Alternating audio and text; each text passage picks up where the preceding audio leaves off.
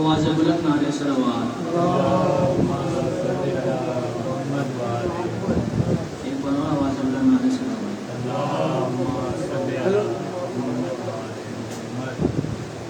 رسم بست نہ ہوتی کبھی بنت زہرا، میرا عباس جو ہوتا. کون بلبے میں پھراتا مجھے یوں بے پردہ، میرا عباس جو ہوتا، میرا عباس جو ہوتا. آج تک میں نے سنا بھی نہ تھا بازار کا نام، ہاں میری ماں نے لیا تھا کبھی دربار کا نام. میں کہاں اور کہاں اہل جفا کا بلوا، میرا عباس جو ہوتا، میرا عباس جو ہوتا. کون ظالم میرے خیموں کو جلاتا کر، کون بیمار کو بستر سے اٹھاتا کر. کہاں جل سکتا تھا بے شیر کا ننھا جھولا، میرا عباس جو ہوتا، میرا عباس جو ہوتا. آج کوفے میں میری نعرہ صلوات. آج کوفے میں نہ ہوتی میری یہ بربادی، جہاں قیدی ہوں کہیں جاتی وہی شہزادی. شان کٹوا کے نہ سوتا جو میرا شہزادہ، میرا عباس جو ہوتا، میرا عباس جو ہوتا. اس طرح آل نبی جاتی نہ درباروں میں، نام زینب کا نہ لیتا کوئی بازاروں میں. خانہ آیت تک ہی نہ ہوتا رسوا، میرا عباس جو ہوتا، میرا عباس جو ہوتا. مارتا ہے سکینہ کو جو تماچے کوئی، پشت عابد پہ لگا جاتا ہے درے کوئی. نظر آتا نہ یہاں کوئی ستمگر زندہ، میرا عباس جو ہوتا، میرا عباس جو ہوتا. گود میں ماں کے ہمکتا لی اصغر میرا، کھینچتا آپ کناتے لی اکبر میرا.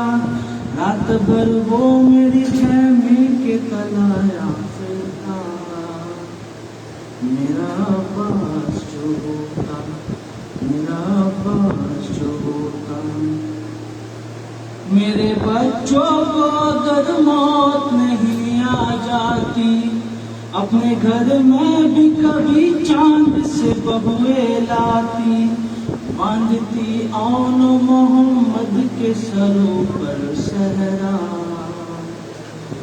میرا عباس جو ہوتا، میرا عباس جو ہوتا. میں ہوں زینب میرے بھائی تھے حمیت والے، حوصلے والے، وفا والے، سجات والے.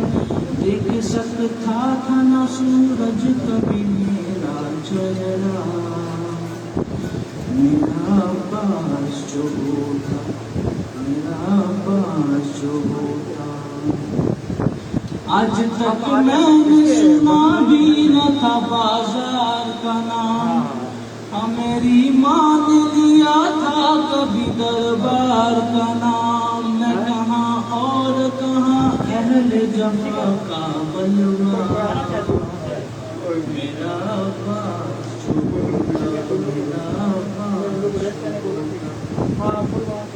کون ظالم میرے خیموں کو جلاتا کر، کون بیمار کو بستر سے اٹھاتا کر، کہاں جل سکتا تھا پیشی کا ننھا جھولا، میرا عباس جو ہوتا، میرا عباس جو ہوتا، آج کوفے میں نہ ہوتی میری یہ بربادی، جہاں قیدی ہوں کہیں جاتی وہی شہزادی، شان کٹوا کے جو سلطانہ میرا شہزادہ، میرا عباس جو ہوتا، میرا عباس جو ہوتا، اس طرح آل نبی جاتی نہ درباروں میں، نام زینب کا نہ لیتا کوئی بازاروں میں، کھانا آیت تطہیر نہ ہوتا رسوا،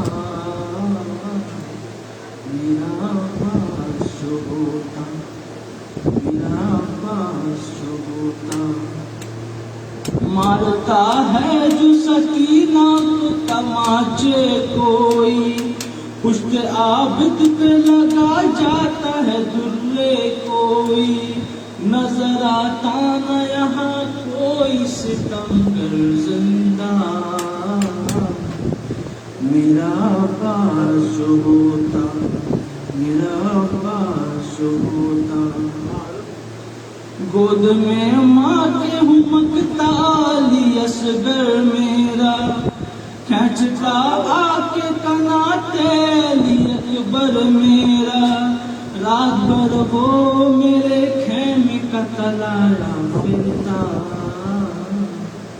میرا عباس جو ہوتا، میرا عباس جو ہوتا، میرے بچوں کو اگر موت نہیں آ جاتی، چاند سے بہو میں بھی اپنے گھر لاتی، باندھتی اون محمد کے سروں پر صحرا،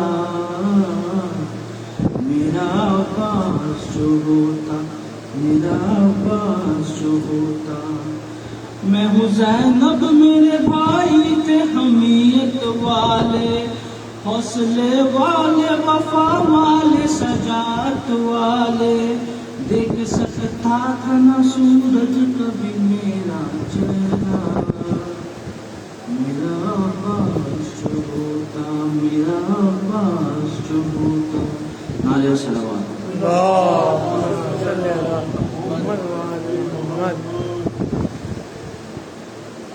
برائے حضور زہرا بلند کر صلوات، اللہم صلی علی محمد وعلی محمد۔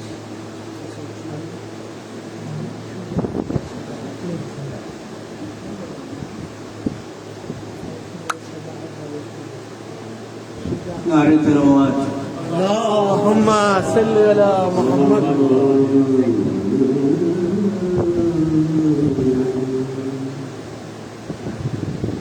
نام تماجی ظالم سکینہ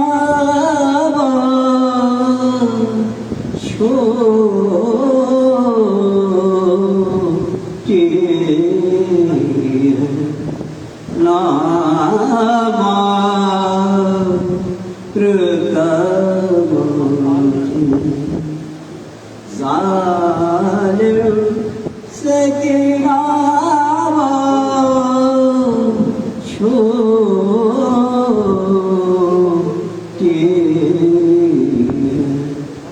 بہت تک گئی ہے بابا کو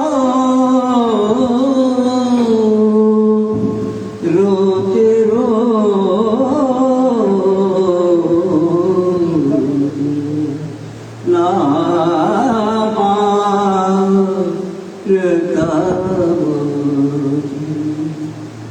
ظالم سکینہ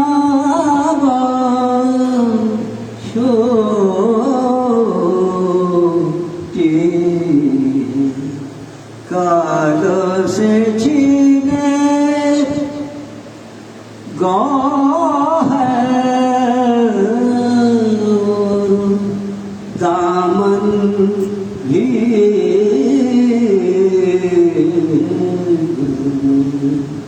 کار سے چھینے گا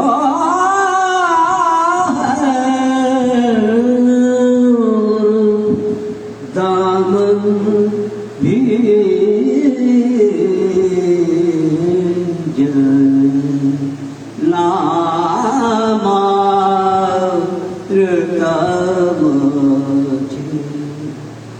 ظالم سکینہ چھوٹی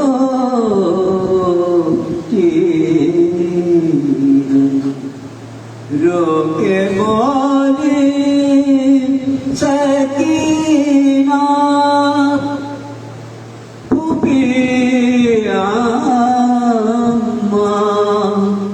میں کب گھر جاؤں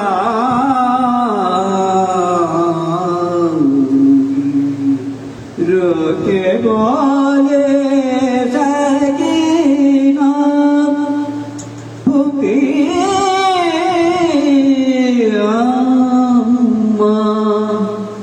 میں کب گھر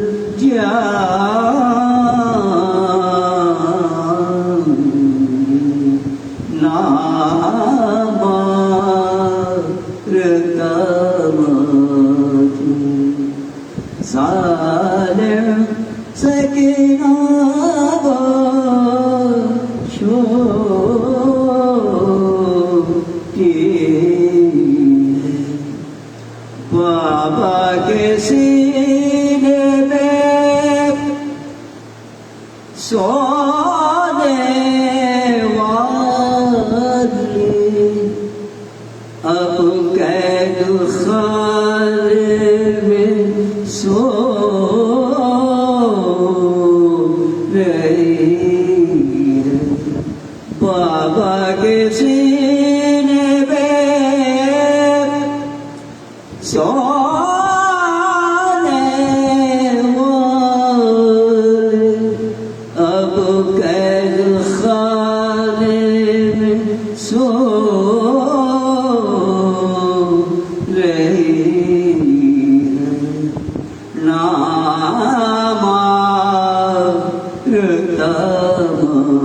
مجھے ظالم سکینہ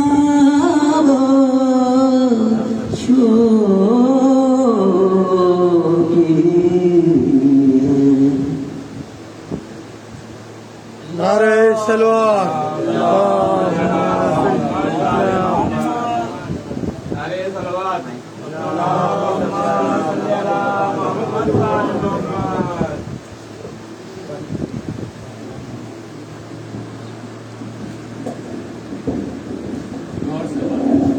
اللهم صل على محمد وآل محمد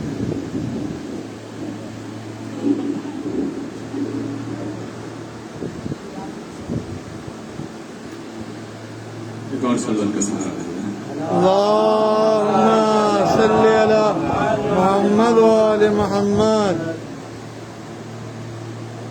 در حسین پہ آتے ہیں ہر مزاج کے لوگ در حسین پہ آتے ہیں ہر مزاج کے لوگ یہ اتحاد کا مرکز ہے آدمی کے ایک شعر ہے تو سمجھ جائیں آپ کہ در حسین پہ آتے ہیں ہر مزاج کے لوگ یہ اتحاد کا مرکز ہے آدمی کے لیے کیونکہ خیال و فکر کی تہذیب کے سبب میں حسین ہے یہ شعر و شاعری نہیں ہے خون جگر ہے پیغام ہے تو آپ کے حوالے کرتا ہوں خیال و فکر کی تہذیب کے سبب میں حسین ثبوت لوح مسیحیت صدائے کن میں حسین ثبوت لوح مسیحیت صدائے کن میں حسین کلندروں کی زباں صوفیوں کے دھن میں حسین کلندروں کی زباں صوفیوں کے دھن میں حسین برہمنوں کے بھجن گیانیوں کے گن میں حسین کیا سن رہے ہیں کلندروں کی زباں صوفیوں کے دھن میں حسین، برہمنوں کے بھجن گیانیوں کے گن میں حسین، نظر رسول کی ہے اور مزاج رب کا ہے، نظر رسول کی ہے اور مزاج رب کا ہے، اسے دھرم میں نہ بانٹو، حسین سب کا ہے۔ لبیک یا حسین، لبیک یا حسین، لبیک یا حسین، لبیک یا حسین، لبیک یا حسین، لبیک یا حسین۔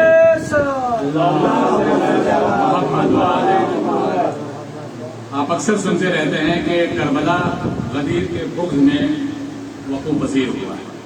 4 مصرے جناب نیت سویسوی کے آپ کے حوالے کرتا ہوں۔ جو کل حیات میں ایک بار محو خواب ہوا، یعنی سویا، ہجرت کی شرط ہے۔ جو کل حیات میں ایک بار محو خواب ہوا، اسی کا نفس مسیحیت کا انتخاب ہوا۔ جو کل حیات میں ایک بار محو خواب ہوا، اسی کا نفس مسیحیت کا انتخاب ہوا، اور غدیر خم میں جو اوڑھے تھا مصلحت کی رضا۔ دیکھیں لفظوں کا سوداگر بولنے، ذرا سا بیدار ہو جائے آپ کہ غدیر خم میں جو اوڑھے تھا مصلحت کی رضا، وہ ظلم کر و بلا آ کے بے نقاب ہوا، وہ ظلم کر و بلا آ کے بے نقاب ہوا۔ اور جذبہ شوق شہادت کو کیا کیجیے، ہم سب جو عزادار یہاں بیٹھے ہیں، ایک جذبہ ہے جو ہمارے سینے میں سلگ رہی ہے۔ کل آقا نے اس حدیث کی ترجمانی کی کہ غم حسین مومنین کے دل میں اس طرح بستا ہے، جو سبب ہے کہ یہ گرمی کبھی ختم نہیں ہو سکتی، کبھی ٹھنڈی نہیں ہو سکتی۔ اسی نظریے سے یہ تعلق ہے کہ جذبہ شوق شہادت کو کیا کیجیے، اپنے ہاتھوں میں اپنا حصہ دیجیے۔ قتل ہونے سے آخر کہاں تک ڈریں، ہم قاتلوں کے محلے میں ڈرتے ہیں۔ جذبہ شوق شہادت کو کیا کیجیے، اپنے ہاتھوں میں اپنا حصہ لے لیا، اور قتل ہونے سے آخر کہاں تک ڈریں، قاتلوں کے محلے میں گھر لے لیا۔ ایک سلوات کا سہارا ایک مسئلہ اور چند آثار حاضر کر رہا ہوں کہ قبلہ آپ کے حوالے ہیں، بہت توجہ کا طالب ہوں۔ کربلا کے دشت میں منظر بمنظر آیتیں، کربلا کے دشت میں منظر بمنظر آیتیں، ایک قرآن شہادت اور 72 آیتیں۔ بولتے رہیے گا میرے ساتھ، ایک قرآن شہادت اور 72 آیتیں، جا نماز عشق پر پڑھ کر شہادت کی نماز۔ لفظوں کی قدر کر لیجیے گا، زبان کی شاعری ہے۔ جا نماز عشق پر پڑھ کر شہادت کی نماز، ہو گئی قیامت میں ساری ہی برابر آیتیں۔ تیسرے مقتل جو تصویر پیغمبر نے اذان، تیسرے مقتل جو تصویر پیغمبر نے اذان، خود ہی کہنے لگ پڑی اللہ اکبر آیتیں، خود ہی کہنے لگ گئی اللہ اکبر آیتیں، اور آیتیں شامل ہوئی جو بولتے قرآن میں، آیتیں شامل ہوئی جو بولتے قرآن میں۔ کب ملی قرآن کو بھی ایسی منور آیتیں، کب ملی قرآن کو ایسی منور آیتیں، اور موجائے دریا نے اٹھ اٹھ کر پڑھا رحم درود، موجائے دریا نے اٹھ اٹھ کر پڑھا رن میں درود۔ کربلا میں آئے جب سوکھے لبوں پر آیتیں، کربلا میں آئے جب سوکھے لبوں پر آیتیں، انبیاء کے سب صحیفے کرنے آئے ہیں سلام، انبیاء کے سب صحیفے کرنے آئے ہیں سلام، لائے ہیں شبیر مقتل سے اٹھا کر آیتیں، لائے ہیں شبیر مقتل سے اٹھا کر آیتیں، اور پردہ قوسین میں رب کی زبان خاموش تھی، پردہ قوسین میں رب کی زبان خاموش تھی، پڑھ رہا تھا موت نیزہ پر کٹا سر آیتیں، پڑھ رہا تھا موت نیزہ پہ کٹا سر آیتیں، پردہ قوسین میں رب کی زبان خاموش تھی، پڑھ رہا تھا نو کے نیزہ پر کٹا سر، آیتیں کون کہتا ہے کہ بس سوکھی رگیں ہی سکتے ہیں۔ بہت توجہ اس شعر پہ ضائع نہ کیجیے گا، کون بہت ہی حساس مصرات کے حوالے کر رہا ہوں، سنیے گا بدلو بھائی۔ کون کہتا ہے کہ بس سوکھی رگیں ہی زد پہ تھی، کاٹتا ہے سجدہ خالق میں خنجر آیتیں، کاٹتا ہے سجدہ خالق میں خنجر آیتیں، اور خطبہ زینب انہی آیات کی تفسیر، خطبہ زینب انہی آیات کی تفسیر ہے، وہ جو تھی قرآن ناطق کی زباں پر آیتیں، وہ تھی جو قرآن ناطق کی زباں پر، بہت شکریہ، آیتیں، اور شام کی راہوں میں پائے سید سجاد پر، شام کی راہوں میں پائے سید سجاد پر، سجدہ کرنے آئی قرآن سے نکل کر آیتیں، شام کی راہوں میں پائے سید سجاد پر، سجدہ کرنے آئی ہیں قرآن سے نکل کر آیتیں، اور مدحت قرآن ناطق لکھ رہا تھا نور میں، مدحت قرآن ناطق لکھ رہا تھا نور میں، آ گئی اشعار کے پیکر میں ڈھل کر آیتیں، آ گئی اشعار کے پیکر میں ڈھل کر آیتیں، نہ حیدری نہ صفدری نہ بوزری نہ کمبری بلند نعرہ سلوات، نعرہ سلوات،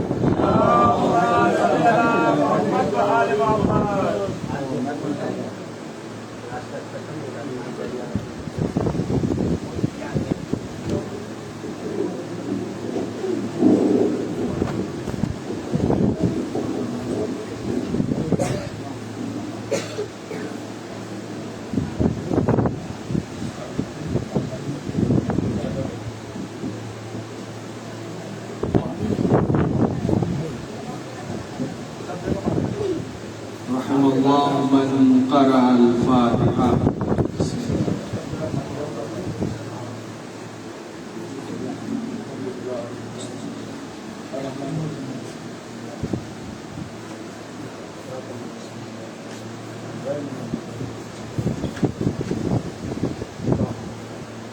لا حول ولا قوة إلا بالله العلي العظيم۔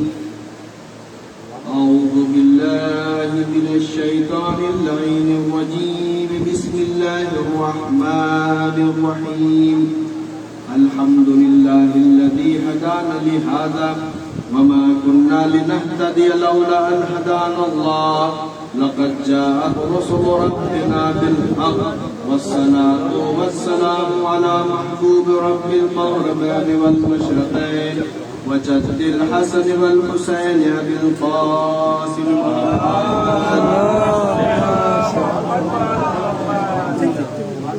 وعلى أهل بيته الطيبين الطاهرين، ولعنة الله على أعدائهم أجمعين من يومنا هذا إلى قيام يوم الدين، أما بعد، فقد قال الله تعالى في القرآن المجيد، بسم الله الرحمن الرحيم، ذلك ومن يعظم شعائر الله فإنها من تقوى القلوب۔ صلوات محمد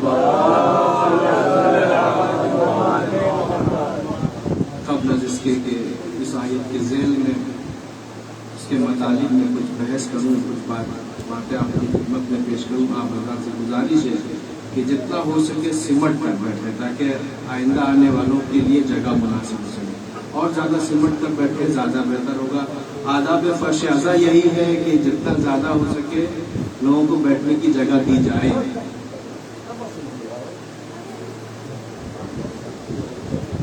ایک بار محمد والے محمد صلوات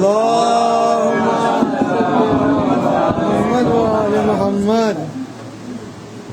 پروردگار اپنی کتاب لازوال، کتاب لا ریب، کتاب تنزیل، کتاب مجید، کتاب فرقان، کتاب حمد و ثنا، کتاب مدمل، کتاب مدثر، کتاب ابدی، کتاب ذکر قرآن مجید میں ارشاد فرما رہا ہے وَمَن يُعَظِّمْ شَعَائِرَ اللَّهِ فَإِنَّهَا مِن تَقْوَى الْقُلُوبِ، کہ جو کوئی بھی اللہ کے شاعر کو، اللہ کی نشانیوں کو، اللہ سے منسوب چیزوں کی عزت کرتا ہے، تعظیم دیتا ہے، من تقوی القلوب، اس کا مطلب یہ کہ اس کے دل تقوی پرہیزگاری سے بھرا ہوا ہے، یعنی وہ متقی ہے، وہ پرہیزگار ہے۔ اب شاعر اللہ کسے کہتے ہیں؟ تفاسیر میں جب میں گیا تو خود آیات کے ذیل میں جو شاعر اللہ جو قرآن میں جس کا ذکر ہے وہ میں آپ کو ذاتی کرتا، صفا و مروہ جو شاعر اللہ کی نشانیوں میں سے، زمزم اللہ کی نشانی، کعبۃ اللہ اللہ کی نشانی، انبیاء اللہ کی نشانی اور اس کے اوصیاء اللہ کی نشانی، رسول اللہ کی نشانی، ائمہ اطہار اللہ کی نشانی، قرآن مجید اللہ کی نشانی، قربانی کا جانور اللہ کی نشانی۔ یہ وہ ساری چیزیں ہیں جو قرآن میں خود بیان کی ہیں۔ اب اسے اللہ کی نشانی قرار کس نے دیا؟ مسئلہ تو یہ بھی ہونا چاہیے، صفا مروہ ہے کیا؟ دو پہاڑ کا نام ہے، صفا و مروہ دو پہاڑ کا نام ہے۔ اللہ نے اس پہاڑ میں کیا دیکھا کہ اسے اللہ نے کہا کہ شاعر اللہ ہے، یہ اللہ کی نشانیوں میں سے ہے۔ صفا و مروہ کا احترام اس لحاظ سے ہے کہ جناب ہاجرہ یعنی مادر اسماعیل ذبیح اللہ ان دونوں پہاڑ کے درمیان سعی کی تھی، کوشش کی تاکہ اپنے بچے کو اسماعیل کو پانی پلا سکے۔ 7 مرتبہ آنا جانا چکر لگائی، اور یہی وجہ ہے کہ 8-7 مرتبہ چکر لگانا واجب قرار دیا گیا، 7 مرتبہ خانہ کعبہ کا طواف کرنا واجب قرار دیا۔ اگر لوگ صفا مروہ کے درمیان سعی نہ کریں تو حج نہیں، یعنی احترام شاعر اللہ نے واجب قرار دیا اس بنا پر۔ دوسرا، زمزم، آب زمزم کیوں محترم ہے؟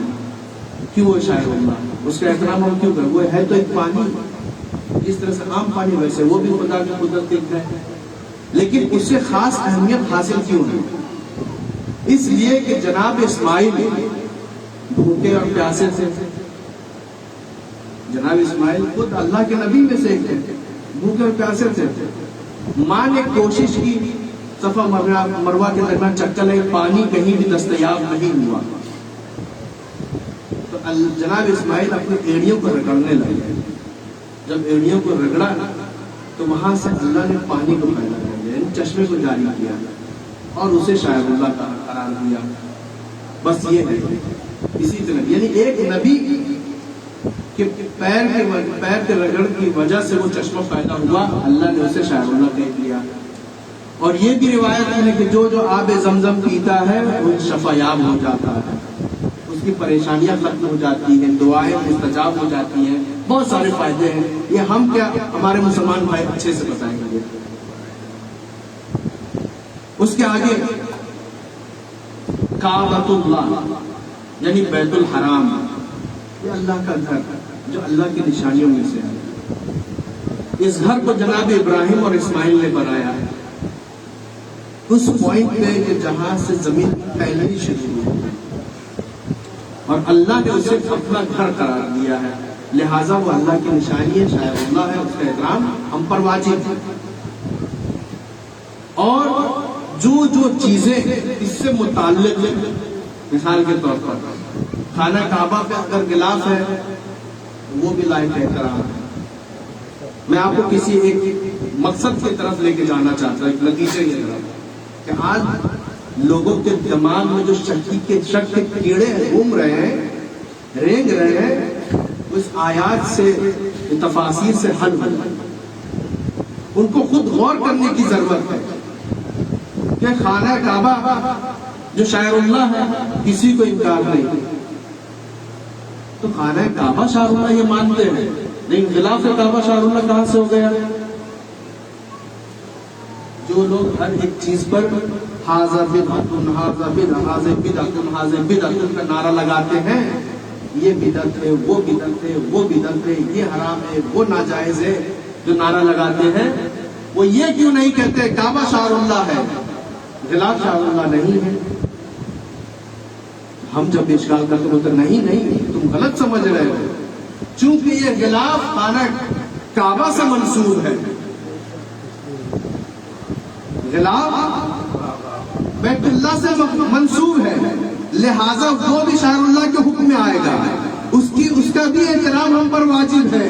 ارے جب تم غلاف کعبہ کا احترام کرنے کے قائل ہو تو حسین کے نام پر جو ہم نظر و نیاز کرتے ہیں وہ کیسے بدعت ہو سکتا ہے؟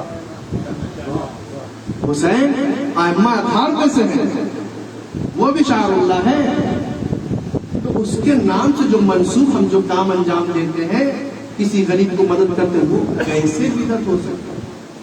آگے بڑھیں۔ انبیاء شاعر اللہ ہے، جو اللہ کے نبی ہیں، جن میں سے بہت سے نبی ہے، جناب یعقوب ہے، جناب یوسف ہے، واقعہ بہت مشہور ہے، کل میں نے اس کی طرف ایک اشارہ کیا تھا، کنویں والا واقعہ، لیکن آج وہ نہیں بیان کروں۔ جب جناب یعقوب یوسف کے جدائی میں گریہ کرتے ہوئے اپنی آنکھوں کی روشنی کھو دی، اور اب اللہ نے یہ چاہا کہ اب یعقوب کو شفاعت ملنے کی ضرورت ہے، اسے شفا ملنے کی ضرورت ہے، علاج ہونی چاہیے، اللہ چاہتا اس کی آنکھ کی روشنی پلٹا دیتا، لیکن اللہ نے ایسا کیا؟ ایسا نہیں کیا۔ لیکن میں نسبت سے کس طرح سے کوئی چیز کسی سے منسوب ہو جاتی ہے تو وہ بھی آپ کے حاجت کو پوری کر سکتے ہیں، وہ بھی آپ کی پریشانی کو ختم کر سکتا ہے۔ جناب یعقوب کی آنکھ کی روشنی نہیں ہے، اللہ چاہتا کن ہو جاتی روشنی، آنکھ کی روشنی پیدا ہو جاتی، آنکھ کی پتلیاں کالی ہو جاتی، لیکن اللہ نے ایسا نہیں کیا۔ اللہ نے کیا کیا؟ کہا ہے یوسف تمہارے پاس جو جناب ابراہیم کے جنت کا جو خلق لباس، جنت کا لباس ہے، وہ اپنے والد کو بھیج دو اور اپنے بھائی سے کہو کہ اپنے بابا سے جا کر یہ کہے کہ اس لباس کو اپنی آنکھ میں لگائے، آنکھ میں لگاتے ہیں ان کو شفا یابی حاصل ہو جائے گی، یعنی وہ دیکھنے لگے گے۔ یہ لباس ہے کہ یہ تو کپڑا ہی تو ہے، جنت کا کپڑا ہے جو جناب ابراہیم کے پاس آئے، جناب ابراہیم نے جناب یعقوب سے پہنے، جناب یعقوب نے جناب یوسف کو دے دی، یہ تمہارے اجداد کو میراث ہے، لہٰذا تم رکھو۔ لیکن یہاں پہ اللہ کیا کہہ رہا ہے کہ یوسف اپنے بھائی سے کہو تاکہ وہ اپنے باپ سے کہے کہ اس لباس کو اپنی آنکھوں میں لگائے۔ ایسا کیوں تھا؟ تو ان کو شفا یابی حاصل ہوگی، اس لیے کہ اس لباس کو جناب یوسف پہنے ہوئے تھے، یعنی پہن چکے تھے، اور اس لباس میں جناب یوسف کا پسینہ لگا ہوا تھا، جناب یوسف کا پسینہ لگا، پہنا ہوا کپڑا تھا۔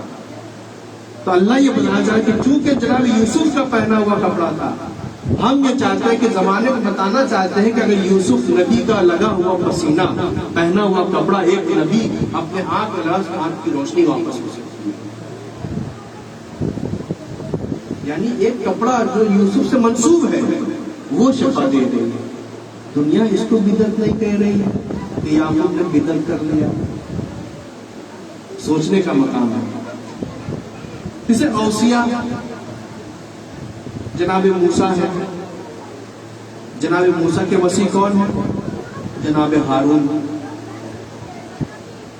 جناب موسیٰ کو جب یہ کہا گیا کہ موسیٰ تم جاؤ فرعون کے پاس اور جا کے فرعون کو پست کرو اور اسے اس کے سامنے توحید ثابت کرو، تو جناب موسیٰ کہتے ہیں پروردگار میں فرعون کو جانتا ہوں، پروردگار تو میرے زبان کو طاقت دے، قوت گویائی عطا کر، میرے دل میں ہمت دے، وسیع کر دے، اور میرے بھائی ہارون کو میرا مددگار قرار دے، میرے بھائی میرے ہارون کو مددگار قرار دے، یعنی یہ وسیع شاعر اللہ ہے، اس کو مددگار قرار دے۔ تو میں کہوں گا موسیٰ इय्याका नअबुदु व इय्याका नस्तईन, तू नहीं जानता कि हम सिर्फ तेरी इबादत करते हैं, सिर्फ तुझसे मदद चाहते हैं, तो तू हारून को क्यों मांग रहा है अल्लाह से? जब अल्लाह हर जगह मौजूद है तो हर जगह तो जब भी मूसा के दरबार, हारून के दरबार, फिरौन के दरबार में भी तो अल्लाह से मदद मांग लेता, अल्लाह तेरी मदद कर देता। तो ये क्यों कहे परवरदिगार मेरे भाई हारून को मेरा मददगार करार दे, मेरे हारून में नासिर करार दे, क्यों कह रहा है? तो मूसा कहेंगे नादान, तुझे नहीं मालूम मैं मूसा नबी हारून को इसलिए मानूं कि अब जब जब हारून मेरी मदद करेंगे, गोया हारून मदद नहीं कर रहा बल्कि अल्लाह मदद कर रहा है। तो ये भी शायरुल्लाह है, यानी जिससे निस्बत हासिल हो जाती है। यहाँ पे जनाब हारून अल्लाह की तरफ से हामी मददगार है जनाब मूसा।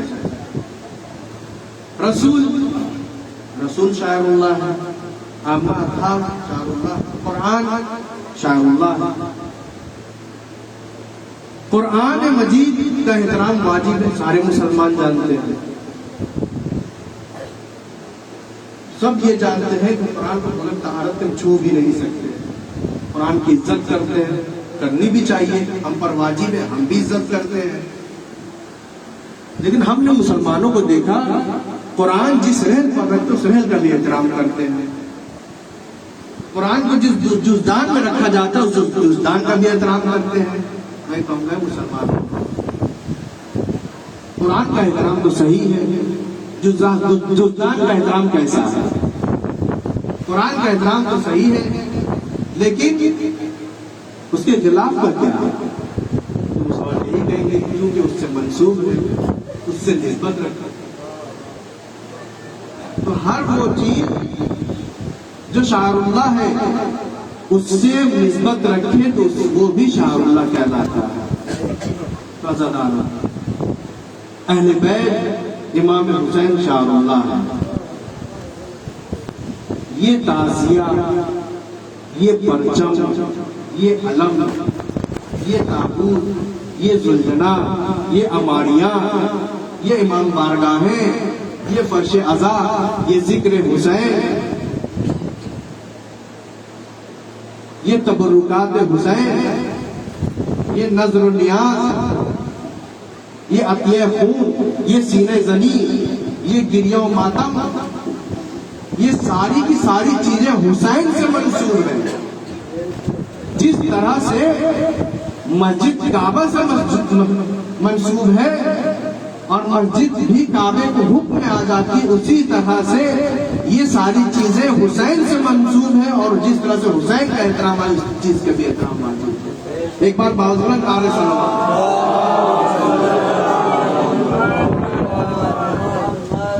ये तो बहुत आगे की बात है। आप देखते एक शख्स रसूलुल्लाह की खिदमत में आया, वहां तो वो चीज मंसूब भी नहीं थी, लेकिन मंसूब करार किया गया। जैसे कि लोग बोलते नहीं वो तुम तो खुद मंसूब करते हो, हमने इस्लाम ने बयान नहीं किया। ठीक है, मंसूब करना भी इस्लाम से साबित है। किसी चीज को मंसूब करना बस वो हलाल होनी चाहिए, जो इस्लाम के खिलाफ वाली चीज है मंसूब करते वो भी लायक एहतराम हो जाता है। वो कैसे? एक शख्स रसूल की खिदमत में आया और कहता है या रसूलल्लाह मैं बहुत परेशान हूँ, मेरी एक ख्वाहिश थी, वो ख्वाहिश मेरी पूरी नहीं हो रही। रसूलुल्लाह ने कहा तुम्हारी कौन सी ख्वाहिश थी बताओ। कहने लगा या रसूलल्लाह मेरी बहुत बड़ी ख्वाहिश ये है कि मैं जन्नत के चौखट पर सजदा करना चाहता हूँ। ये ख्वाहिश मेरी पूरी नहीं हो पा रही है, मैं कैसे जन्नत के चौखट पर सजदा करूँ? जन्नत जो मरने के बाद कयामत में हिसाब और किताब के बाद जन्नत और जहन्नम का फैसला होगा। ये तो दुनिया ही में सोच रहा है कि मैं जन्नत के चौखट पर सजदा कर, कैसे इसे क्या किया जाए? कोई मसला कोई राय हल? रसूलुल्लाह ने कहा क्या तुम्हारी माँ जिंदा है? क्या तुम्हारी माँ जिंदा है? कहा कि नहीं जिंदा नहीं है। अच्छा तुम्हारी माँ की कब्र कहाँ है? वहां लेकर चलो। कहा कि मुझे कब्र का कोई पता कोई निशान मुझे नहीं मालूम। رسول اللہ نے حدیث فرمائی ہے کہ الجنت تحت اقدام الامہات، جنت ماؤں کے قدموں کے تلے ہے۔ رسول اللہ نے کہا چلو ٹھیک ہے، اس کے ماں کے قدموں تلے ہم سجدہ کروا دیتے ہیں، جنت کے چوکٹ پہ سجدہ ہو جائے گا۔ لیکن یہاں تو مسئلہ الگ ہے، وہ کہہ رہا ہے کہ میری ماں تو زندہ ہی نہیں ہے۔ رسول اللہ نے چلو قبر پہ چلو، کہتا ہے کہ مجھے قبر کا آتا پتا نہیں ہے، مجھے نہیں معلوم کہ ماں کی قبر کہاں ہے۔ تو اچھا ٹھیک ہے، یہ جو زمین تمہارے سامنے ہے، لکڑی اٹھاؤ، اٹھا کر قبر کا نشان بناؤ۔ دیکھیں کس طرح سے نسبت دی جا رہی ہے، قبر نہیں ہے، کوئی خبر نہیں قبر کی۔ رسول اللہ کہہ رہے ہیں جنہوں نے اسلام لایا ہے۔ آئے سارے مسلمان اس واقعے کو پڑھتے بھی، ماں کی فضیلت کا مسئلہ آتا ہے تو وہاں پہ سارے مسلمان اس مسئلے کو احترام میں، ماں میں، اس واقعے کو ضرور پڑھتے ہیں۔ کیا کہا کہ زمین پہ لکڑی سے نقشہ بناؤ قبر کی۔ جب قبر کا نقشہ بنا دیا، کہا کہ یہ بائتی حصہ ہے، اس پہ سجدہ کر لو، محسوس کرو کہ تمہاری ماں کی قبر ہے، یہ بائتی حصہ ہے، اس پہ تم سجدہ کر لو۔ تم نے سجدہ کر لیا، گویا کہ جنت کے چوکھٹ میں تم نے سجدہ کر لی۔ میں کہوں گا یا رسول اللہ اسے بدعت سکھا رہے ہیں آپ تو بدعت کی تعلیم دے رہے ہیں۔ یہ تو ماں کے قدموں تلے جنت ہے، ماں تو زندہ نہیں رہی۔ چلو ٹھیک ہے، قبر پہ پائتی حصے میں سجدہ کر لے جنت کے چوکٹ میں، لیکن آپ تو قبر بھی نہیں رکھتے، یہاں پہ تو نشان کھینچ کر کہتے ہیں کہ اسے محسوس کرو یہ تمہاری ماں کی قبر ہے اور اس کے پائتی حصے میں سجدہ کر لو۔ رسول اللہ کہیں گے ماں شاء اللہ ہے، ماں شاء اللہ ہے، اللہ کی نگاہ میں اللہ کی نشانی ہے، اس کا احترام واجب ہے۔ یہ شخص چاہتا ہے کہ اپنی ماں کے قدموں تلے سجدہ کرے، ماں کے قدموں پہ سجدہ کرے تاکہ جنت کے چوکٹ میں سجدہ کر سکے، تو اس سے منسوب ہم خط بھیج دیتے ہیں تو وہ بھی لائق احترام ہو جاتا ہے۔ تو مسلمانوں ہم بھی تو آج یہی کرتے ہیں۔ کربلا بہت دور ہے، ہم اپنے گھر میں کربلا بنا لیتے ہیں، اسے چن لیتے ہیں۔ ابھی مولا عباس یہاں نہیں ہے، نہ ان کا پرچم ہمارے درمیان ہے، وہ امام زمانہ کے پاس ہے، تو ہم گھر پہ پرچم سجا کے امام کو اس کی بوسہ دے دیتے ہیں۔ امام حسین کی زیارت نہیں کر سکتے، تابوت بنا کے بوسہ دے لیتے ہیں۔ تو جب وہ نشان کا بوسہ دینا، اس پہ سجدہ کرنا بدعت نہیں ہوا، تو یہاں پہ اس کو منسوب کرنا کیسے بدعت ہو سکتا ہے؟ ایک بات باوجود نعرہ صلوات۔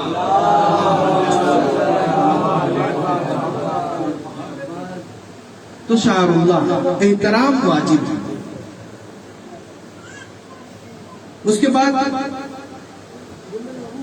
اہل بیت کی محبت میں جب منسوب ہوگا، یہ شعار اللہ ہے، اہل بیت کی محبت جو ہمارے دلوں میں ہے، جو کبھی بھی ٹھنڈ پڑنے والی نہیں ہے، اس محبت میں ڈوب کر اگر آپ پیدل بھی چلتے ہیں نا، وہ بھی شعار اللہ ہے۔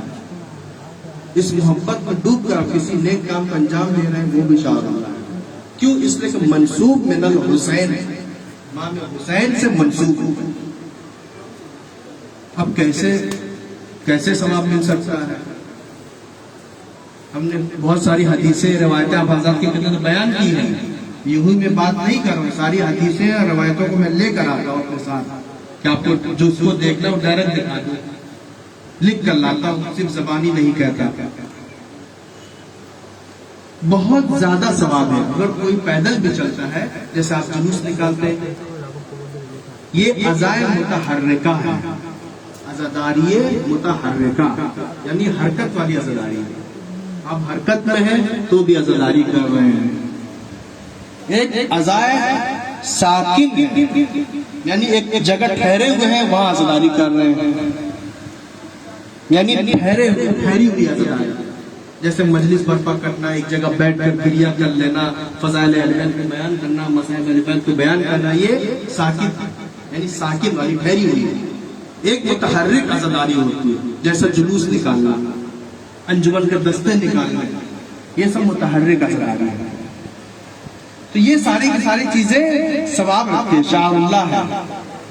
اب اس کا ثواب بہت زیادہ ہے، جیسا کہ روایت جو ہے کہ مولا کائنات کی زیارت کے بارے میں کتاب ہے صحاب الاعمال، جب اس کو اٹھا کر میں نے دیکھا تو اس میں لکھا ہے کہ رسول فرماتے ہیں من زار امیر المومنین، کہ جو کوئی بھی امیر المومنین کی زیارت کرنا چاہتا ہے، جو کوئی بھی امیر المومنین کی زیارت کرنا چاہتا ہے، ماشیاً پیدل، جو کوئی بھی پیدل چل کر امیر المومنین کی زیارت کرنا چاہتا ہے، کتب اللہ لہ، تو اللہ تعالیٰ اس کے لیے لکھ دیتا ہے بکل خطوۃ، ہر قدم کے بدلے،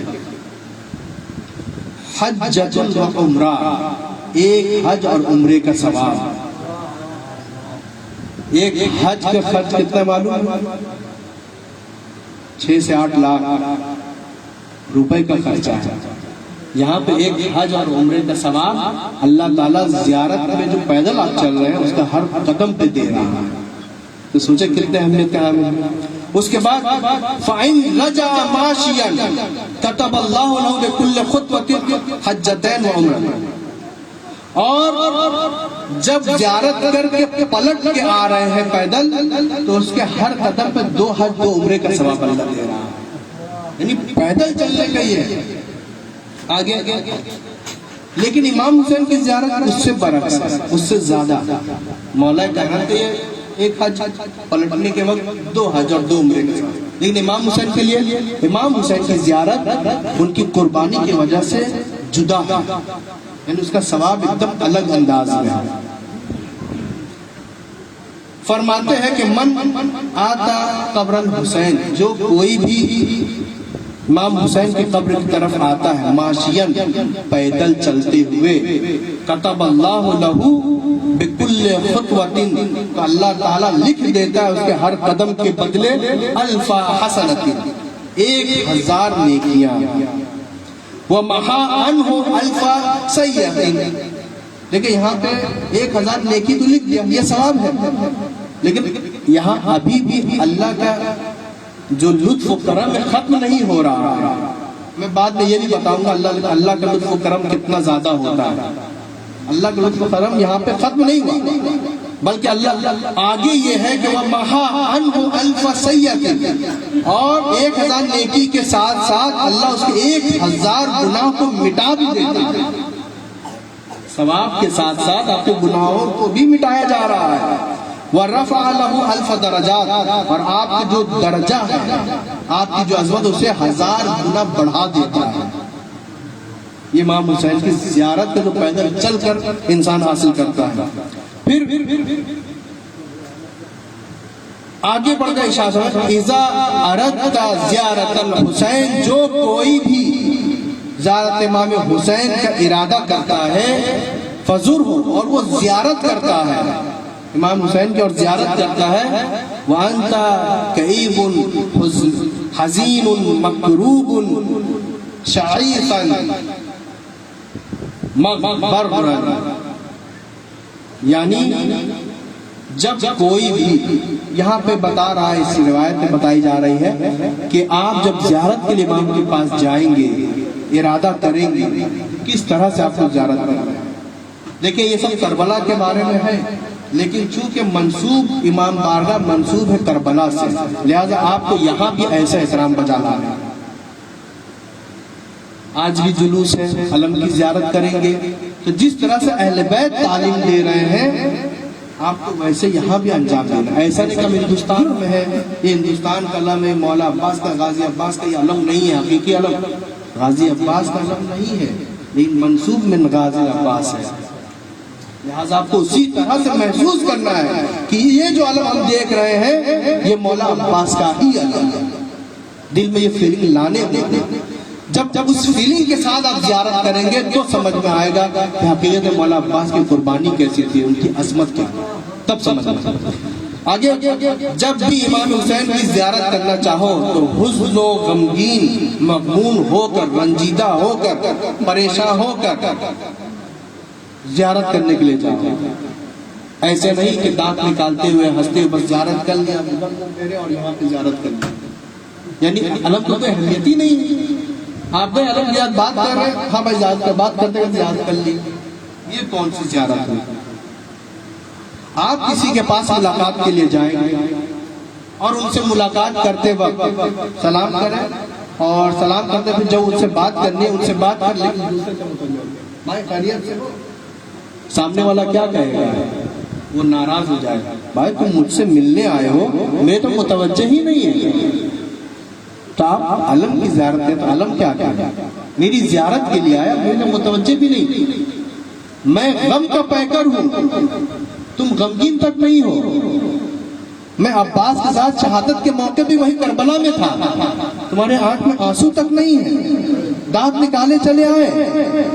یہ اہل بیت سکھا رہے ہیں کہ جب بھی تم شاعر اللہ کی زیارت کرنے کے لیے جاؤ, امام حسین کی زیارت پہ جاؤ, تو مغموم ہو کر, غمزدہ ہو کر, اس کے بعد پریشان حال ہو کر, اور کوشش کرو کہ بھوکا رہ کر جاؤ, یعنی کھانا نہ کھا کر چلے جاؤ, بھوکے کے عالم میں.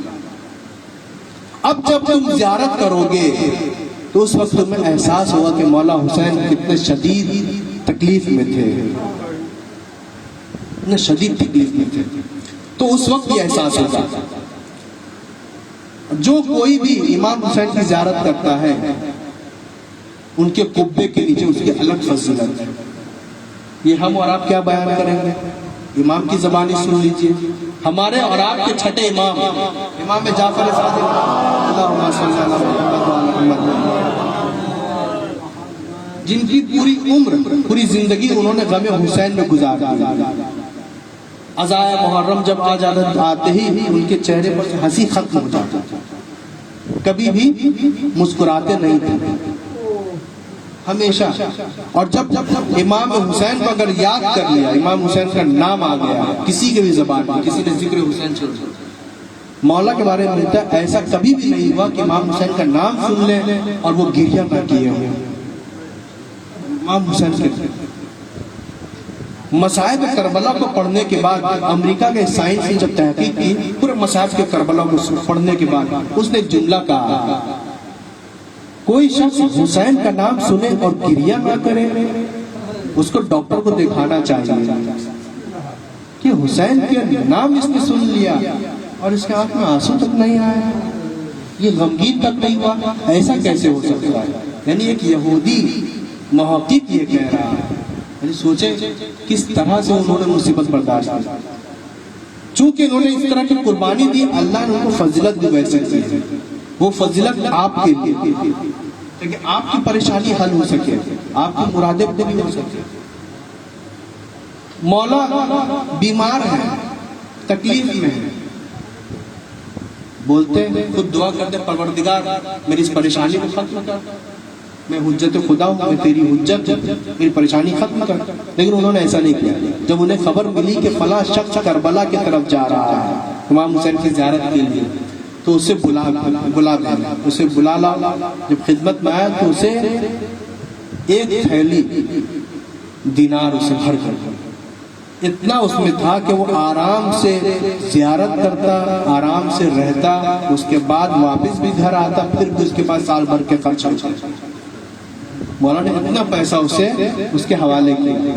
میں پیسہ بولا جو وہاں دینار استعمال ہوا, دینار اس کو اتنا زیادہ دیا, اور اسے کہنے لگے کہ دیکھو تم جب جاؤ گے تو قبہ حسینی کے نیچے میری شفا یابی کے لیے دعا کرنا.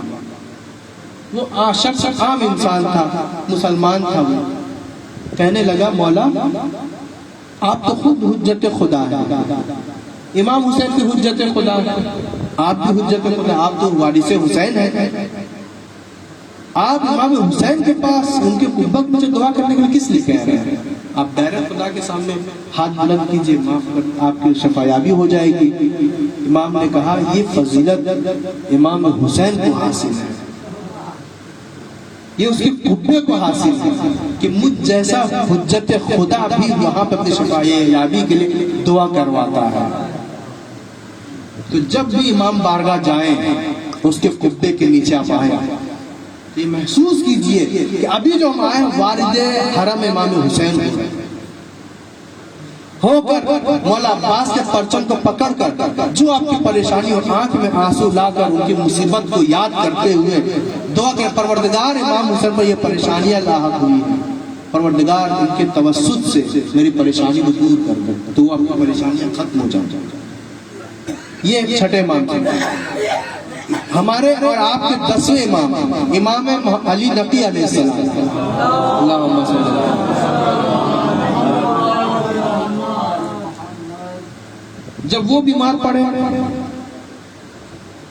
چونکہ ان کے ایک صحابی تھے جناب خراسانی، ایرانی تھے وہ، اکثر امام ہادی کی جو روایت انہوں نے ہی نقل کی، ان سے کہا کہ تم دیکھو فلاں شخص کربلا جا رہا ہے، اسے بولا لا، اسے لایا اور امام نے بھی اسے پیسہ دیا، جیسا سیم واقعہ پیسہ دیا اور کہا کہ قبے کے نیچے میری شفا یابی کے لیے دعا کرنا۔ وہ شخص پیسے تو لے، انکار تو کر نہیں سکتا، لیکن ایمان کا کچا تھا، سمجھداری نہیں تھی۔ امام جب بول رہے ہیں تو بلا چون چرا کے اسے قبول کرنا چاہیے۔ اس نے قبول تو کر لیا لیکن بڑبڑاتا ہوا نکلا، کہنے لگا حجت خدا ہے اور حجت خدا کے پاس بھیج رہے ہیں کہ دعا کی جائے، کیا خود یہ اپنے لیے دعا نہیں کر سکتے؟ تو جناب خراسانی جو تھے، چونکہ وہ امام کے بہت خاص صحابی تھے، ان کو اچھا نہیں لگا کہ ایک عام انسان، ایک عام چاہنے والا وہ امام کو ایسا کہہ رہا ہے کہ حجت خدا ہے تو خود اپنے لیے دعا کر لیتے، کیوں ہمیں وہاں بھیج رہے ہیں؟ تو امام کی خدمت میں آیا، کہا کہ مولا ایسے سے بات، امام نے کہا کہ یہ صرف قبہ حسینی کی فضیلت اللہ نے ان کی شہادت کے بدلے دیا ہے کہ جہاں پہ معصوم کی بھی دعائیں قبول ہو رہی ہیں۔ جب معصوم کی دعائیں قبول ہو رہے تو ہم اور آپ کیا ہیں؟ ہمیں تو بطور کے اولا وہاں پہ دعا کرنے کی ضرورت۔ تو یہ ساری چیزیں، اب یہ سب لطف و عنایت اللہ کیوں دے رہا ہے؟ اللہ امام حسین اس لیے کہ ان کی شہادت کی، ان کی قربانی، ان کی تکالیف، جب عالم ارواح میں سارے لوگ تھے، جتنے انبیاء تھے، سب سے کہا کہ ایک زمانہ آئے گا جب ظلم و جور حاکم ظالم و جابر ہوگا اور وہ اپنے آپ کو خلیفۃ اللہ کہلائے گا، میرے دین کا انکار بھی کرے گا، شراب بھی پیے گا، اور جو اسے روکے گا وہ قتل بھی ہوگا، بلکہ وہ صرف قتل نہیں بلکہ اس کے بال بچے بھی قتل ہوں گے، اس کے عورتوں کے سروں پر سے چادریں بھی چھینی جائیں گی، خیمے میں آگ بھی لگائے جائیں گے۔ یہ وعدہ لیا گیا، جتنے بھی نبی کے سامنے جب یہ پیش کیا گیا، جتنے بھی نبی تھے سب نے کہا پروردگار قربانی دینے کو تیار تو ہوں لیکن اس طرح کی قربانی میں نہیں دے سکتا۔ جتنے بھی نبی تھے، جب یہ نوبت چلتے چلتے آئی، انبیاء کا سلسلہ ختم ہوا، امامت کے سلسلے امام حسین کے تک یہ وعدہ جب پہنچایا گیا، امام حسین نے کہا کہ پروردگار میں اس وعدے کو پورا کروں گا، اور پورا بھی کیا۔ تو لہٰذا اللہ تعالیٰ نے یہ فضیلت دی ہے کہ اب جو کوئی بھی چیز امام حسین سے منسوب ہو جائے گی، اللہ تعالیٰ اس میں بندوں کے لیے شفا یابی رکھا گیا۔ آپ جلوس میں جائیں گے، وہاں کچھ لوگ ملیں گے جو شربت بانٹ رہے ہوں گے، شربت نہیں تو سادہ پانی ہی صحیح، ٹھنڈا پانی، کچھ لوگ ایک دم سادہ پانی بانٹ رہے ہوں گے، گلاس بھی اتنا اچھا نہیں ہوگا، پلاسٹک کا گلاس ہوگا۔ آپ جانتے ہیں اس پانی کی عظمت کیا ہے؟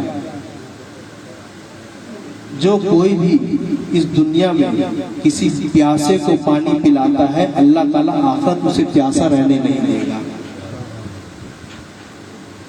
یہ صرف امام حسین سے منسوب بات نہیں کہہ رہا، آپ مسلمانوں کی ساری کتابیں کھول کر دیکھ لیجئے، پیاسے کو پانی پلانے کا ثواب دیکھیے اس میں۔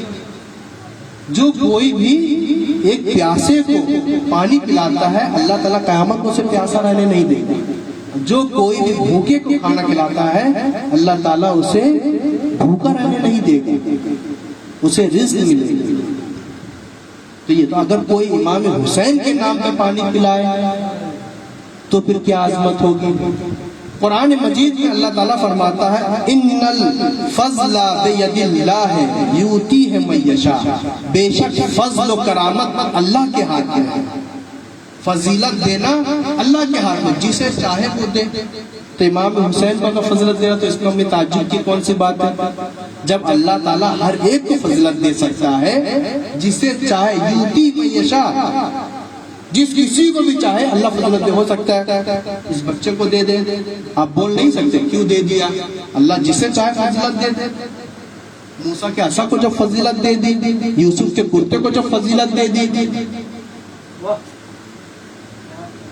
موسیٰ کے ہاتھ ید بیضا کو جب فضیلت دے دی تو کسی کو انکار نہیں ہوا۔ جب امام حسین سے منسوب چیزوں کو فضیلت مل جائے تو لوگوں کو انکار، تو لوگوں کو یہ آیت دکھانے کی ضرورت ہے۔ سورہ آل عمران آیت 73 یاد رکھ لیجئے، جب کوئی کہے کہ اللہ جب کسی کو بھی چاہتا ہے وہ فضیلت دے سکتا ہے۔ ان الفضل بید اللہ، فضل و کرامت اللہ کے ہاتھ میں ہے، یوتی ہے من یشاء، جسے چاہتا ہے اللہ دیتا ہے۔ دوسرے سورہ نور میں آیت نمبر 38 میں اللہ ارشاد فرما رہا ہے وَيَزِيدَهُمْ مِنْ فَضْلِهِ وَاللَّهُ يَرْزُقُ مَن يَشَاءُ بِغَيْرِ حساب۔ اللہ چاہے، اللہ جسے بھی چاہے، جتنا بھی زیادہ بے حساب و کتاب فضیلت دینا چاہتا ہے، رزق دینا چاہتا ہے، یہ اللہ کے ہاتھ میں ہے۔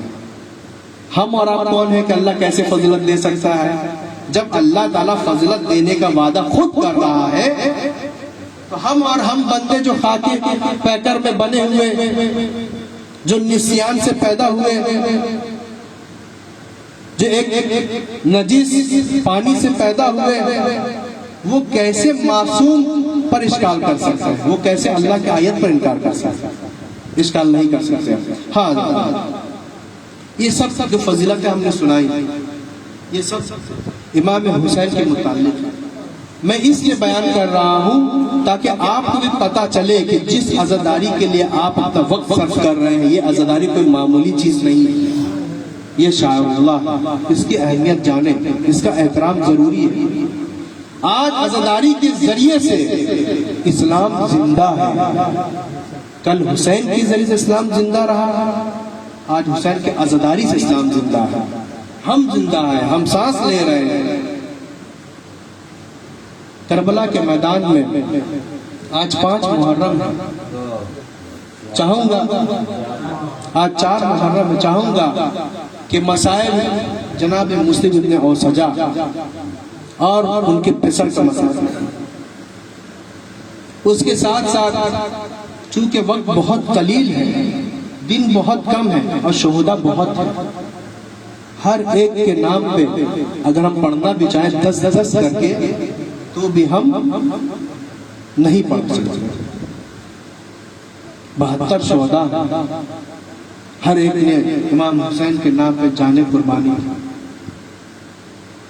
کوئی نماز کی خاطر امام حسین کو تیر نہ لگ جائے، اپنے آپ کو سپر بنانا اور تیر کھاتے رہے تاکہ امام حسین نماز پڑھ سکے اور وہیں شہید ہو۔ کوئی میدان کربلا میں جا کر گلے میں تیر کھا کر شہید ہوئے، کسی کے گردن پر تلوار لگی شہید ہو گئے، کوئی نیزہ سے شہید ہوا۔ ایسے ہی ایک صحابی جو اسدی خاندان سے تھا، جناب مسلم ابن اوسجا، کوفہ کے رہنے والے تھے، بہت ہی بہادر قسم کے، امام کی خدمت میں پہنچے، کہتے ہیں کہ مولا مجھے اذن شہادت دے دی۔ مولا نے اذن شہادت دی، میدان کارزار میں گئے، بہتوں کو فرنار کیا، لیکن تھے تو بھوکے پیاسے۔ یا ابا عبداللہ، یا ابا عبداللہ، یا ابا عبداللہ، تھے تو بھوکے پیاسے، کہاں تک جم کرتے؟ ظالم نے کمین گاہ سے چھپ کر جناب مسلم نے اوسجا کے گلے پہ وار کیا، یہ نالی کر لی۔ اس کے باوجود ابھی بھی جناب مسلم نے اوسجا گھوڑے پر سے نہیں گرے، کسی نے نیزہ مارا، اب جناب مسلم نے اوسجا سنبھل نہیں پایا، گھوڑے پر سے زمین پر گر گئے. جناب حبیب نے مظاہر اور مولا حسین دونوں فوراً ان کے پاس پہنچے. جناب حبیب کہتے ہیں مسلم کوئی وصیت ہو تو کر دو, گلا کٹا ہوا ہے. کیسے وصیت ہے؟ آپ جانتے ہیں گلا کٹ جائے تو بولنے میں کتنی دشواری ہوتی ہے, لیکن جناب مسلم سجا نے کوئی وصیت کیا کی؟ اپنے بیٹے کے لیے نہیں, اپنی فیملی کے لیے نہیں, اپنی دولت کے لیے نہیں, بلکہ کہا اوصیک بہذا, میں تمہیں وصیت کرتا ہوں اس کے لیے. بس اتنا کہہ سکے, اس کے بعد وہ زندہ نہیں رہے. اس کا مطلب کیا؟ اسی کو بہذا کہ اے حبیب ابن مظاہر, میں جا رہا ہوں, حسین کو تنہا نہیں چھوڑنا, حسین کو تنہا نہیں چھوڑنا. ادھر ہم جناب مسلم نے وہ سجا کہ جس میں سے روح پرواز کر گئی. ایک بچہ ہے جو 11 سال کا بچہ ہے, تنتناتے ہوئے تیور کے ساتھ جلد بازی میں میدان کارزار میں اتر جاتا ہے. اس طرح سے چل رہا تھا, ابھی اتنا زیادہ چھوٹا تھا وہ بچہ 11 سال کا, جو کمر میں تلوار بندھی ہوئی تھی, وہ تلوار زمین پر خط دے رہی تھی اور جا کر جنگ کرتا ہے کہ تو نے میرے بابا کو قتل کیا, میرے حسین کو تنہا کرنا چاہتے ہو, میرے حسین کو قتل کرنا چاہتے ہو, جنگ کرنے. امام حسین نے کہا یہ بچہ کس کا ہے؟ کہا کہ اسے بلا لا, واپس میدان کارزار سے بلا لا. بلانے کو دیکھیے ماؤں کا بھی جذبہ ہے کربلا کے میدان میں. بلانے کے بعد پوچھا اے بیٹا کس کے فرزند ہو؟ جب بچے نے یہ دیکھا کہ مولا حسین مجھے کس کے فرزند ہو, کہہ دیتا میں مسلم ابن اوسجا کا بیٹا ہوں, یا اپنا نام بتا دیتا. لیکن اس کا جملہ سن امام حسین کو بہت, امام حسین وہی رونے لگے. کہتا ہے کہ یہ آپ پوچھ رہے ہیں, اگر پوچھ رہے تو سن لیجیے, یہ جو مرد شہید ہوا ہے میں اس کا لال ہوں. تو کہا بیٹا تو بہت کم سن ہے, تو بہت کم سن ہے, اپنی ماں کے پاس جا. تو کہتا ہے کہ میں ماں کے پاس کیسے جاؤں, یہ امامہ جو شہادت کے لیے میری ماں نے ہی باندھا ہے, یہ تلوار جو میری کمر میں بندھی ہے کیا میں باندھ سکتا تھا؟ میری ماں نے مجھے باندھ کر بھیجا ہے. تو امام نے کہا اے خانم اسے اپنے پاس بلا لے. تو وہ کہنے لگی مسلم ابن اوسجا جنہوں نے آپ پر اپنی جان دے دی یہ میرے طرف سے فدیہ ہے. یہ کربلا کے خواتین اور بھی خواتین کو دیکھیں, جناب وہب کلبی, ان کے بارے میں ملتا ہے کہ وہ ابھی 19 دن ہی ہوئے تھے, ان کی شادی ہوئی تھی اور وہ اپنی دلہن کو لے کر کوفہ کی طرف جا رہے تھے. چھوٹا سا کاروان تھا, فیملی میں وہ صرف 3 نفر تھے اپنے خانوادے, یعنی ماں کے ساتھ میں ام وہب اور جناب وہب کلبی تھے اور ان کی خان وائف تھی, ان کی اہلیہ تھی. بس یہ 3 لوگ, باقی جو کاروان کے لوگ تھے. یہ لوگ جب چل رہے تھے تو کیا دیکھا کہ ایک آگے ایک کاروان ہے, ایک چھوٹا سا کاروان ہے اور اس کے ساتھ 1000 کی فوج ہے. دور سے دیکھا, انہوں نے غور نہیں کیا, ہو سکتا ہے جب یہ آگے بڑھی تو وہ کاروان بھی آگے بڑھ کے رک گئے. پھر بولی یہ کون سا کاروان ہے جس میں کچھ لوگ سادے سے دکھ رہے ہیں, نارمل وہ سپاہی نہیں لگ رہے, اور اس کے ساتھ 1000 کا لشکر تقریباً. تو ان کو دل میں تشویش ہوئی. کہا بیٹا چلو ماجرا کیا جا کے پتہ لگا. یہ ام وہب, جناب وہب اور ان کی اہلیہ, یہ تینوں گئے. ابھی یہ لوگ عیسائی مذہب سے تعلق رکھتے ہیں. امام حسین کے پاس کہ اس کا سردار کون ہے, تو امام حسین کی خدمت پہنچے. امام حسین نے نہ جانے اس سے کیا کہا, اس کے دل میں اسلام کی محبت جاگ گئی اور آیا اور اپنے کاروان سے جدا ہو گئے. تم سب چلے جاؤ کوفہ, ہم امام حسین کے ساتھ امام حسین کے ساتھ ہوئے. جب کربلا کے میدان میں یکے بعد دیگرے لوگ شہید ہو رہے تھے تو یہ 19 سال کا جوان لڑکا, یعنی جناب وہب کلبی, 19 سال کی عمر تھی. اور 19 دن بھی نہیں ہوئے تھے ان کی شادی ہوئی، یعنی 17 دن ہوئے تھے امام حسین سے ملحق ہوئے اور شہادت کو پہنچے۔ کیسے شہادت پہنچے؟ یہ جب انہوں نے اجازت کہ مولا مجھے اجازت دیجیے تاکہ میں لوگوں کو بتاؤں کہ عیسائی کی آنکھ جب کھل گئی تو تم تو مسلمان ہو، تمہاری آنکھیں کیوں نہیں کھل رہی ہیں؟ میرا تو اسلام سے کوئی تعلق نہیں تھا، میں جب حسین کی باتوں پہ آ گیا میں حسین پر ایمان رکھتا ہوں تو تم تو مسلمان ہو، رسول کے کلمہ پڑھنے والے ہو۔ اب جب وحد قلبی کربلا کے میدان پر آئے، چاہتے ہیں کہ جنگ کریں، ان کی بیوی کہتی ہے کہ آپ کو جنگ کی اجازت ہے، میں آپ کو معاف نہیں کروں۔ واپس آ گئے، کہنے لگے کیوں راضی نہیں؟ ان کی بیوی کہتے ہیں آپ جنت کی طرف جائے تو میرا کیا ہوگا؟ آپ تو شہادت نوش کر لیں گے، جنت چلے جائیں گے، میرا کیا ہوگا؟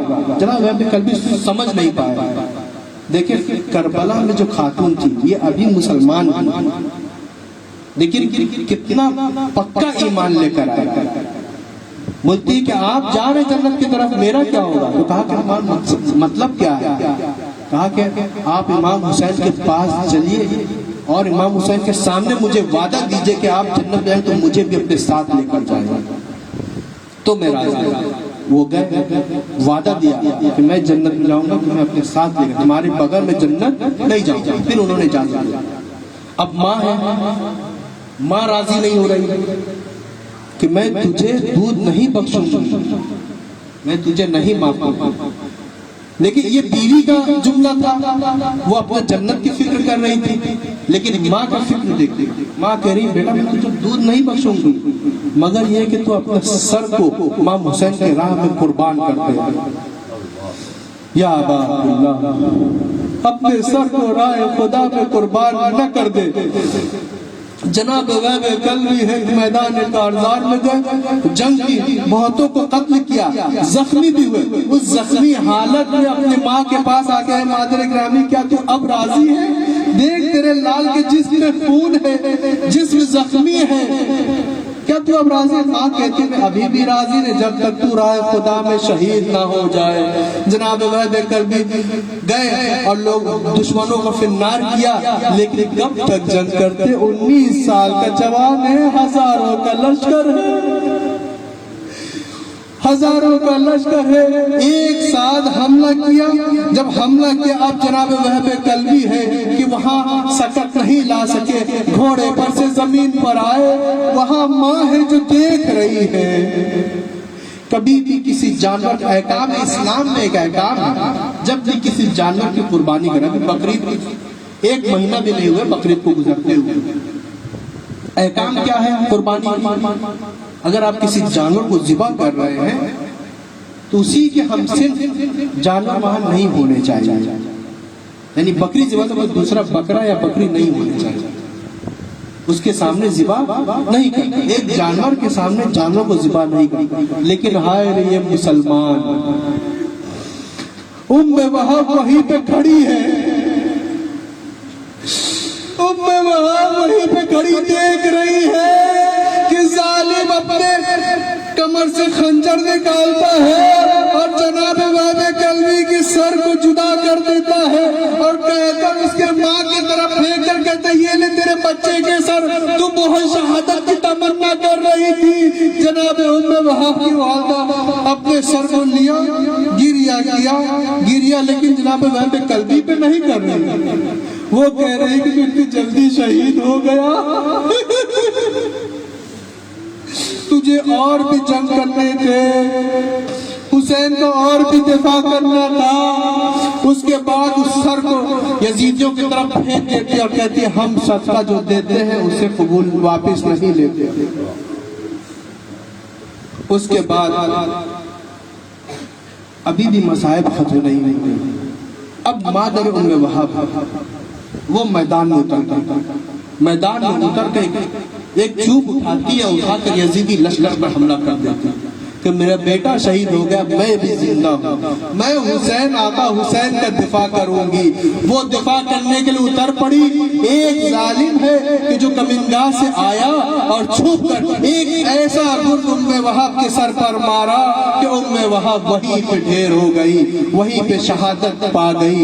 انا للہ و انا الیہ راجعون، رضا بقضاء و تسلیما لامرہ، یا ابا عبداللہ یا ابا عبداللہ۔ پروردگار بحق محمد والے محمد ہماری اس قلیل سے عزاداری کو قبول فرما۔ پروردگار یہ شاعر اللہ عزاداری، اس کے توسط سے ہمارے گناہان کبیرہ و صغیرہ کو معاف فرما۔ پروردگار ہم میں جو مقروض ان کے قرض کو ادا فرما، خلوص نیت کے ساتھ ہمیں عزاداری کرنے کی توفیق عنایت فرما۔ پروردگار اس دنیا کے جس خطے میں شان حیدر کرار زندگی گزار رہے ہیں، ان کی جان و مال و عزت و آبرو کی حفاظت فرما۔ وارث عزا، وارث فرس عزا، وارث حسین کے ظہور میں تعجیل فرما، اور ہم کو ان سب ان کے مخلص و عوان و جان شمار فرما۔ ربنا تقبل منا انک انت السمیع العلیم۔ ماتم حسین۔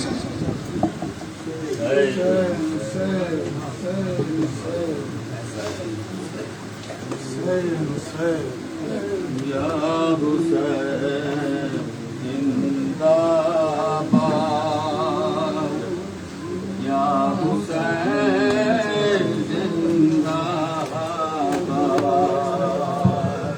یا حسین زندہ باد، یا حسین زندہ باد،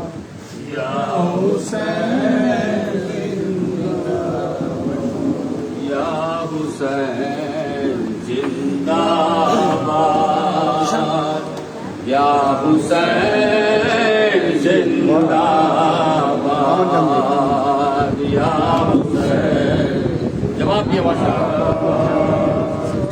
یا حسین زندہ باد، یا حسین زندہ باد، یا حسین زندہ باد، یا حسین۔ سب مل کے بولیے،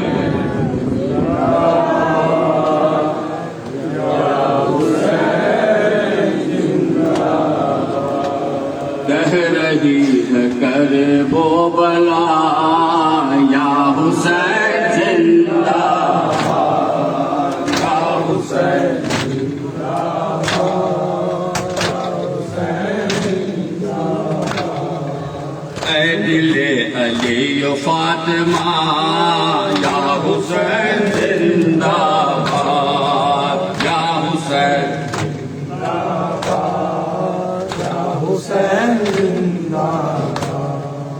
ہر قدم پہ مقتل میں غم نیا اٹھایا ہے، قوم تر بتر ہو کر دین کو بچایا ہے، دین کو بچایا ہے۔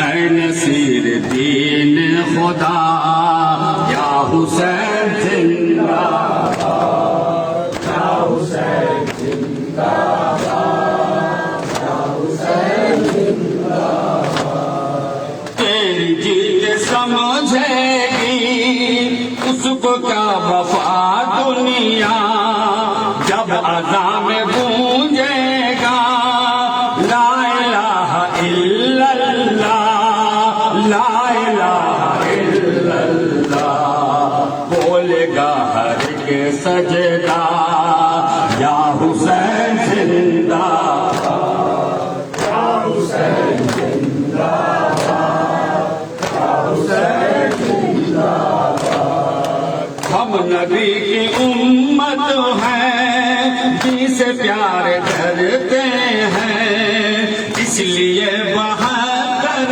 پر جان سار کرتے ہیں، جان سار کرتے ہیں۔ اہل غم کا ہے نعرہ، یا حسین زندہ باد، یا حسین زندہ باد، یا حسین زندہ باد۔ زندگی اگر گزرے درد و غم کے ساتھ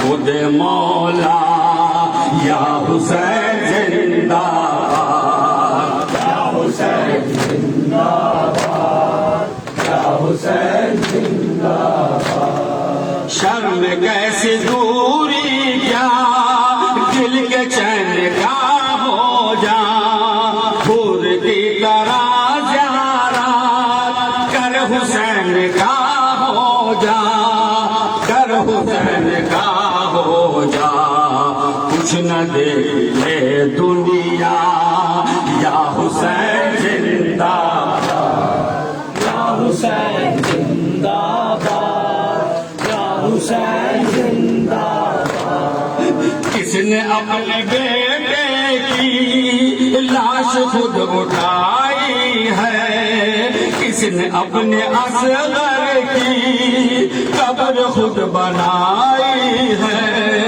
قبر خود بنائی ہے رو کے کہتا ہے سہرا یا حسین زندہ باد یا حسین زندہ باد یا حسین زندہ باد زیر دیگ جب آیا لا الہ مقتل میں بن گئے شہ والا کی پناہ مقتل میں کی پناہ مقتل میں سرخ رو ہوا کعبہ یا حسین زندہ باد یا حسین زندہ باد یا حسین زندہ باد یہ جلوس ماتم کا اور یہ تعزیہ داری کیوں نہ ہم کہیں ان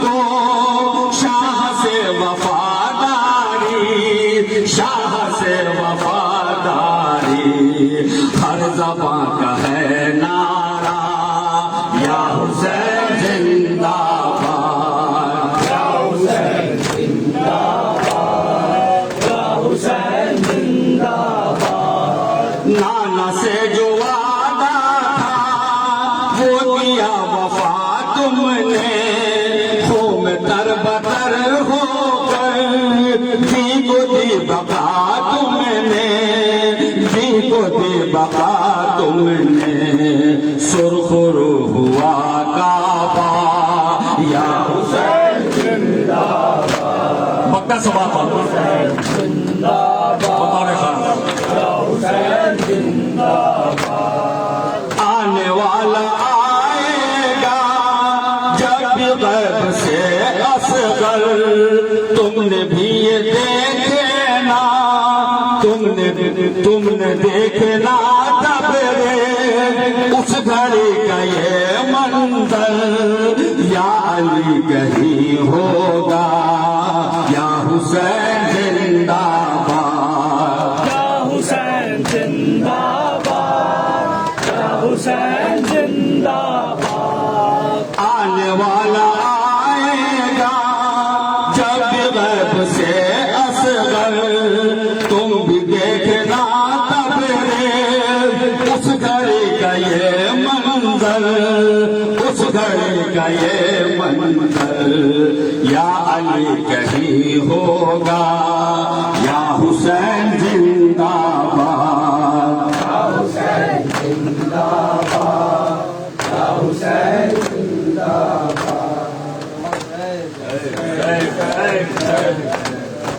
صلی اللہ علیہ یا رسول اللہ السلام علیک یا ابا عبداللہ وعلى الأرواح التي حلت بفنائك عليك مني سلام الله أبدا ما بقيت وبقي الليل والنهار ولا جعله الله آخر العهد مني بزيارتكم السلام على الحسين وعلى علي بن الحسين وعلى أولاد الحسين وعلى أصحاب الحسين جميعا ورحمة الله وبركاته السلام عليك يا غريب الغرباء السلام عليك يا معين الضعفاء والفقراء السلام عليك يا سلطان العرب والعجم روحی و جسمی لک الفدا ورحمۃ اللہ وبرکاتہ. السلام علیک یا صاحب العصر والزمان. الامان الامان الامان من فتنة الزمان. السلام علیک یا خلیفۃ الرحمن. السلام علیک یا مظہر الایمان. السلام علیک یا شریک القرآن. السلام علیک یا امام زماننا هذا. عجل اللہ تعالی فرجک وسار اللہ تعالی مخرجک وظہورک ورحمۃ اللہ وبرکاتہ.